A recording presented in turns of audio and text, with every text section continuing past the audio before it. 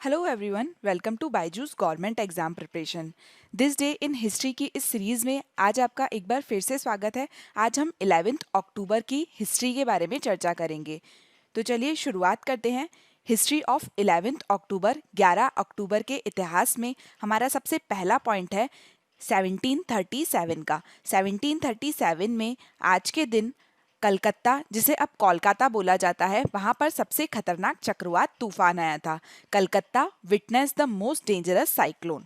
तो हम यहाँ पर साइक्लोन के बारे में चर्चा करते हैं। साइक्लोन दो तरीके के होते हैं, आपको पता होगा। एक होता है टेम्परेट साइक्लोन और एक होता है ट्रॉपिकल साइक्लोन। ये जो टेम्परेट साइक्लोन होता है, इसे एक्स्ट्रा ट्रॉपिकल साइक्लोन भी कहा जाता है। अब अगर यहाँ पर आप देखिए कि ट्रॉपिकल साइक्लोन जो है वो क्या होता है, तो ट्रॉपिकल साइक्लोन वो साइक्लोन होते हैं, वो चक्रवात होते हैं जो कि ट्रॉपिक ऑफ कैंसर और ट्रॉपिक ऑफ कैप्रिकॉर्न के बीच के स्थान में आते हैं। मतलब जो कर्क रेखा और मकर रेखा होती है, उसके बीच के क्षेत्र में जो साइक्लोन आते हैं, जो चक्रवात आते हैं, उन्हें कहते हैं ट्रॉपिकल साइक्लोन। अब ये जो ट्रॉपिकल साइक्लोन होते हैं, इनको विश्व में अलग अलग स्थानों पर अलग अलग नाम से जाना जाता है। जैसे अगर हम सबसे पहले ये इंडियन ओशन का जो रीजन है इसकी बात करें, तो यहाँ पर इस तरीके के जो चक्रवात आते हैं, ट्रॉपिकल साइक्लोन आते हैं, इन्हें साइक्लोन्स या ट्रॉपिकल साइक्लोन ही कहा जाता है। लेकिन वहीं पे जब इस तरीके के चक्रवात इस क्षेत्र में आते हैं जहाँ पर जापान, चाइना और फिलीपींस जैसे स्थान है, तो इस स्थान पर इन चक्रवातों को टाइफून्स कहा जाता है। वहीं पे जब इस तरीके के चक्रवात ऑस्ट्रेलिया के आसपास के स्थान पर आते हैं, तो यहाँ पर इन्हें विली विलीज कहा जाता है। और इसी तरीके के ट्रॉपिकल साइक्लोन जब अमेरिका और ये जो कैरेबियन क्षेत्र है यहाँ पर आते हैं, तो यहाँ पर इन्हें हरिकेन कहा जाता है। तो अगर आपको पूछा जाए कि ये जो ट्रॉपिकल साइक्लोन्स होते हैं, इन्हें अमेरिका में क्या कहा जाता है, तो अमेरिका में इन्हें हरिकेन्स कहा जाता है। वहीं पे जापान, चाइना, फिलीपींस, इन स्थानों पर इन्हें टाइफून कहा जाता है। ऑस्ट्रेलिया जैसे स्थान पर इन्हें विली विलीज कहा जाता है। तो ये अलग अलग नाम है जो आपको याद रखने हैं। अब हम चलते हैं नेक्स्ट पॉइंट की तरफ। हमारा नेक्स्ट पॉइंट है American inventor Thomas Edison applied for a patent on his first invention. तो यहाँ पर थॉमस एडिसन की पिक्चर है। अमेरिका के खोजकर्ता थे ये थॉमस एडिसन। इन्होंने अपने पहले आविष्कार पर आज के दिन पेटेंट के लिए आवेदन किया था। यहाँ पर हम थॉमस एडिसन की बात करें तो थॉमस एडिसन एक बहुत ही फेमस इन्वेंटर थे और इनके द्वारा काफ़ी सारे इन्वेंशन किए गए थे। इनके अगर इन्वेंशंस की बात करें तो आपको जानकर आश्चर्य होगा कि इनके नाम पर सिर्फ यूएस में 1093 यूएस पेटेंट है, और ये सिर्फ यूएस के पेटेंट है। इसके अलावा इनके नाम पर यूके, फ्रांस, जर्मनी में भी कई पेटेंट है। तो ये बहुत ही फेमस इन्वेंटर थे। यही वो व्यक्ति थे जिनके नाम पर जो long lasting practical electric light bulb है, विद्युत बल्ब है, उनके नाम पर इन्हीं ने पेटेंट लिया है। तो अगर आपसे पूछा जाता है कि विद्युत बल्ब के आविष्कारक कौन है, तो विद्युत बल्ब का आविष्कार करने का पूरा श्रेय थॉमस एडिसन को दिया जाता है। हालांकि विद्युत बल्ब के आविष्कार में और भी कई लोगों का योगदान है, लेकिन जो वास्तव में लॉन्ग लास्टिंग और प्रैक्टिकल यूज के लिए विद्युत बल्ब, इलेक्ट्रिक लाइट बल्ब बनाया गया था, उसके आविष्कार का श्रेय थॉमस एडिसन को दिया जाता है। अगर हम थॉमस एल्वा एडिसन इनका पूरा नाम था, इनकी बात करें तो इनने कई आविष्कार किए हैं पूरे विश्व में, जिसमें फोनोग्राफ, मोशन पिक्चर और ये लाइट बल्ब जो हैं, ये इनके महत्वपूर्ण आविष्कार हैं। इसके साथ ही यहाँ पर अगर आप देखें 1869 में इनके द्वारा अपना पहला पेटेंट के लिए अप्लाई किया गया था। तो पहला आविष्कार जो इनके द्वारा किया गया था, पहला इन्वेंशन जो इनके द्वारा किया गया था, वो एक इलेक्ट्रिक मशीन थी जिसका इस्तेमाल वोटों को गिनने के लिए किया जाता था। जैसे अभी ईवीएम मशीन का यूज होता है, इलेक्ट्रॉनिक वोटिंग मशीन का यूज होता है, उस समय में इनके द्वारा एक दूसरी डिवाइस का इन्वेंशन किया गया था जिसका उपयोग वोटों की गिनती के लिए किया जा सकता था। इसके बाद में हम चलते हैं हमारे अगले पॉइंट की तरफ। 1889 में आज के दिन जेम्स प्रेस्कॉट जूल का निधन हुआ था। जेम्स प्रेस्कॉट जूल एक इंग्लिश फिजिसिस्ट थे, एक अंग्रेज भौतिक वैज्ञानिक थे। और ये आप जूल देख रहे हैं, इसी के नाम पर आपको पता होगा कि एनर्जी की जो यूनिट होती है, ऊर्जा का जो मात्रक होता है, वो जूल है। तो इन्हीं के नाम पर ऊर्जा के मात्रक का नामकरण जूल किया गया है।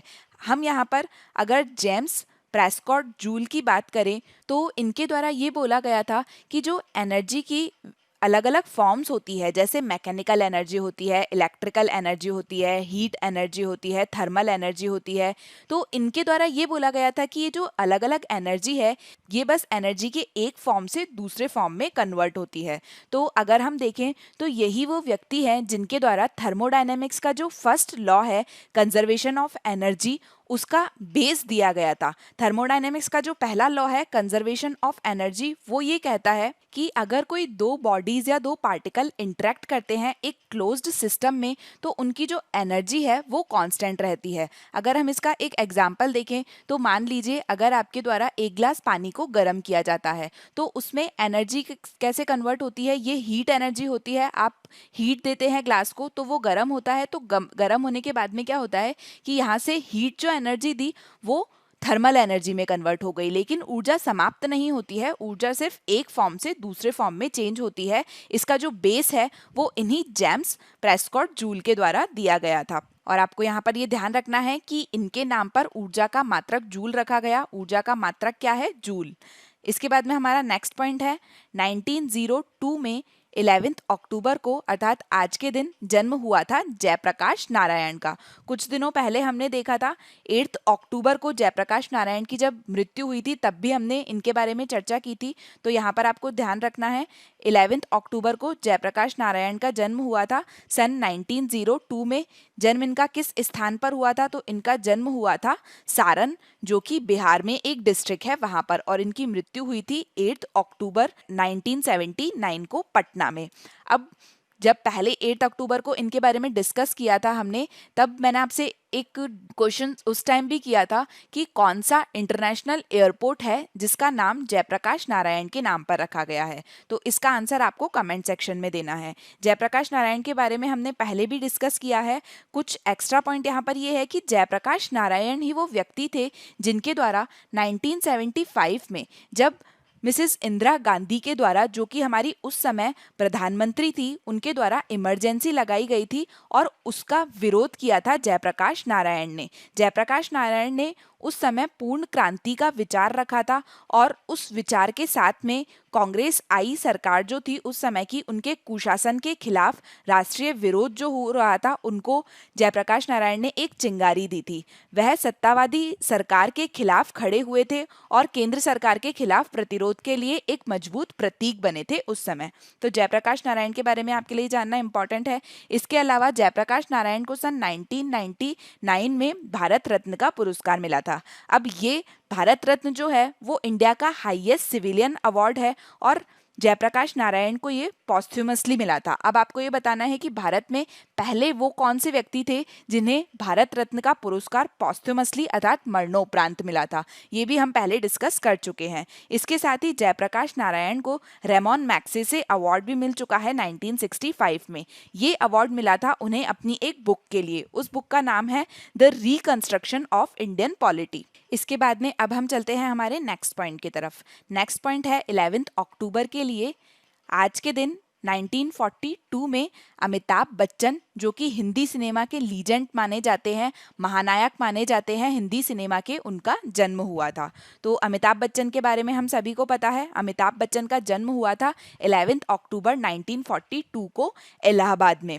इनकी माता थी तेजी बच्चन और इनके पिता थे हरिवंश राय बच्चन। हरिवंश राय बच्चन का नाम आपने सुना होगा, ये एक बहुत ही फेमस पोइट थे। इसके अलावा अगर हम अमिताभ बच्चन के संबंध में कुछ इंपॉर्टेंट पॉइंट देखें जो हमारी एग्जाम के लिए इंपॉर्टेंट हो सकते हैं, तो शोले मूवी के बारे में, शोले पिक्चर के बारे में आपने सुना होगा। ये जो शोले फिल्म थी इसमें अमिताभ बच्चन एक मुख्य अभिनेता थे और इस फिल्म को फिल्म ऑफ द मिलेनियम का अवार्ड मिला था बीबीसी इंडिया के द्वारा वर्ष 1999 में। इसके अलावा अमिताभ बच्चन को पद्म भूषण मिला हुआ है। पद्म भूषण भारत का 3rd हाईएस्ट सिविलियन ऑनर है।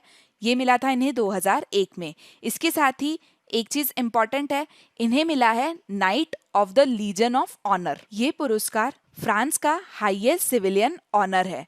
फ्रांस सरकार का हाईएस्ट सिविलियन ऑनर है और ये इन्हें इनका जो एक्सेप्शनल करियर है पूरे विश्व सिनेमा में उसके चलते मिला था वर्ष 2007 में। इसके साथ ही अमिताभ बच्चन को पद्म भूषण जो कि भारत का सेकंड हाईएस्ट सिविलियन ऑनर है उससे सम्मानित किया गया था 2012 में। इसके बाद में सन 2019 में अर्थात हाल ही में अमिताभ बच्चन को दादा साहेब फाल्के अवार्ड दिया गया है वर्ष 2018 के लिए।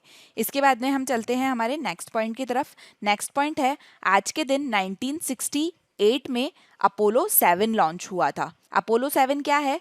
अपोलो 7 अमेरिका का फर्स्ट मैन्ड अपोलो मिशन है। अपोलो 7 अमेरिका का पहला मानव युक्त अपोलो मिशन है। इसके साथ ही अपोलो 7 को इसलिए भी जाना जाता है क्योंकि Apollo 7 first 3 person American space mission था। यहाँ पर हमने देखा कि ये मानव युक्त मिशन था, इसमें 3 लोग थे और इसके अलावा ये अमेरिका का एक पहला मिशन था जिसमें अमेरिका के स्पेसक्राफ्ट से अमेरिका के अंतरिक्ष यान से एक लाइव टीवी ब्रॉडकास्ट शुरू किया गया था। तो आपको ध्यान रखना है अपोलो 7 अमेरिका का पहला मैन्ड अपोलो मिशन था और इसके साथ ही ये अमेरिका का पहला मिशन था जिसमें अमेरिकी अंतरिक्ष यान से लाइव टीवी टेलीकास्ट किया गया था। इसके बाद में हमारा नेक्स्ट पॉइंट है 1994 में 11 अक्टूबर को अर्थात आज के दिन Colorado supreme court in USA declare anti gay rights in the state unconstitutional.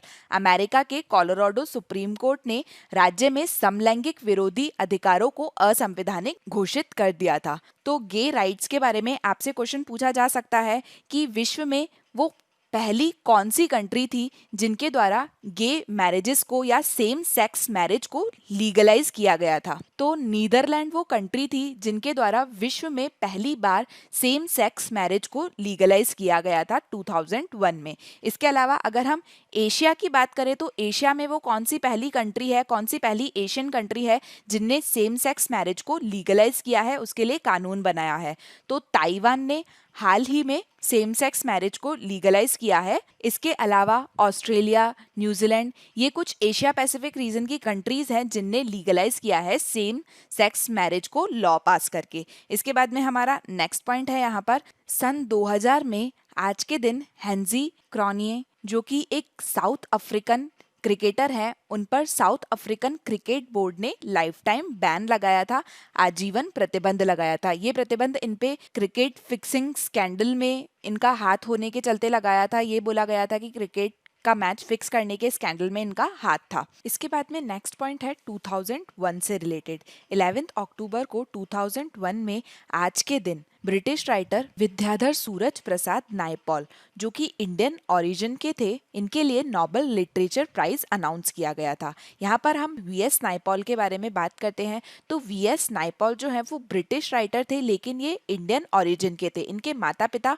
भारतीय थे जो कि बाद में विदेश में मूव कर गए थे। इनका जन्म ट्रिनिडाड में हुआ था। ट्रिनिडाड जो है वो एक कैरेबियन कंट्री है, यहाँ पर इनका जन्म हुआ था और इन्हें 2001 में नोबेल लिटरेचर प्राइज अर्थात नोबेल साहित्य पुरस्कार से सम्मानित किया गया था। इनका जन्म हुआ था 17 अगस्त 1932 को।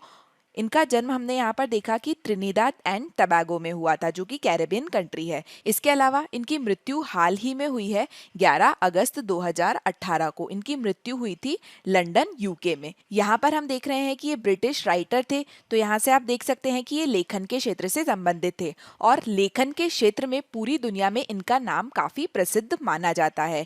इनकी सबसे प्रसिद्ध कृतियों में 2 कृति मानी जाती है, एक है a bad in the river और दूसरी है अ हाउस फॉर मिस्टर बिस्वास। ये 2 इनकी महत्वपूर्ण कृतियां मानी जाती है। ये जो अ हाउस फॉर मिस्टर बिस्वास है ये इनकी महत्वपूर्ण कृति है तो इसके लेखक के बारे में आपसे पूछा जा सकता है। इसी के साथ में इन्हें मास्टर ऑफ इंग्लिश भी कहा जाता था और हमने यहाँ पर देखा कि इन्हें नोबेल लिटरेचर प्राइज मिला है 2001 में। इसके साथ ही इन्हें वर्ष 1971 में बुकर प्राइज से भी सम्मानित किया गया था। इसके बाद हमारा नेक्स्ट पॉइंट देखते हैं 2008 में आज के दिन प्राइम मिनिस्टर मनमोहन सिंह ने कश्मीर वैली कश्मीर घाटी की जो पहली रेल सेवा थी, पहली ट्रेन थी, उसे हरी झंडी दिखाई थी नावगांव स्टेशन से। तो यहाँ पर आपको ध्यान रखना है कश्मीर घाटी की पहली रेलगाड़ी शुरू हुई थी वर्ष 2008 में। उस समय भारत के प्राइम मिनिस्टर थे मनमोहन सिंह और इसकी शुरुआत की गई थी नावगांव स्टेशन से। तो ये कुछ महत्वपूर्ण पॉइंट है जो हमने यहाँ पर देखे। इसी के साथ में हमारा आज का डिस्कशन खत्म होता है और अब हम चलते हैं प्रैक्टिस क्वेश्चंस की तरफ। पहला क्वेश्चन है, which of the following statement is false? Cyclonic storm in Australia are called willy willy. Australia में चक्रवाती तूफान को विली विली कहा जाता है, तो ये स्टेटमेंट सही है। दूसरा स्टेटमेंट है, a cyclone in China is called a typhoon. दूसरा स्टेटमेंट भी सही है। तीसरा है, a cyclone in USA is called tropical cyclone. तो ये स्टेटमेंट गलत है। यूएसए में साइक्लोन को बोला जाता है हरिकेन। चौथा है, cyclonic storm in India are called cyclone. तो चौथा स्टेटमेंट सही है। यहाँ पर आपसे फॉल्स स्टेटमेंट, असत्य कथन पूछा था, तो आपका सही उत्तर होगा सी। इसके बाद में नेक्स्ट क्वेश्चन है, who invented the electric bulb? विद्युत बल्ब का आविष्कार किसने किया था? तो हमने देखा कि इसका श्रेय दिया जाता है थॉमस एल्सा एडिसन को। नेक्स्ट क्वेश्चन है, ऊर्जा का मात्रक क्या है? ऊर्जा का मात्रक है जूल। अगला क्वेश्चन है, लोकनायक के नाम से प्रसिद्ध राजनेता और स्वतंत्रता सेनानी जयप्रकाश नारायण का जन्म कब हुआ था? तो जयप्रकाश नारायण का जन्म हुआ था सन 1902 में बिहार में। नेक्स्ट क्वेश्चन है, in which year did Amitabh Bachchan receive Dada Saheb Phalke award? तो इन्हें ये अवार्ड मिला था वर्ष 2019 में। अगला क्वेश्चन है, अमेरिका का पहला मानव युक्त अपोलो मिशन कौन सा था? तो ये था अपोलो 7। नेक्स्ट क्वेश्चन है, हैंसी क्रॉनी किस देश के क्रिकेटर थे? तो हमने अभी देखा कि ये साउथ अफ्रीका के क्रिकेटर थे। नेक्स्ट क्वेश्चन है, the Nobel laureate sir Vidyadhar Suraj Prasad Naipaul was born at Trinidad. Next question है, किस प्रधानमंत्री के काल में कश्मीर घाटी में पहली रेलगाड़ी चली थी? तो ये है मनमोहन सिंह। यहाँ पर हमारा आज का डिस्कशन समाप्त होता है। I hope you like this session. Please like, share and subscribe to our channel. Thank you so much.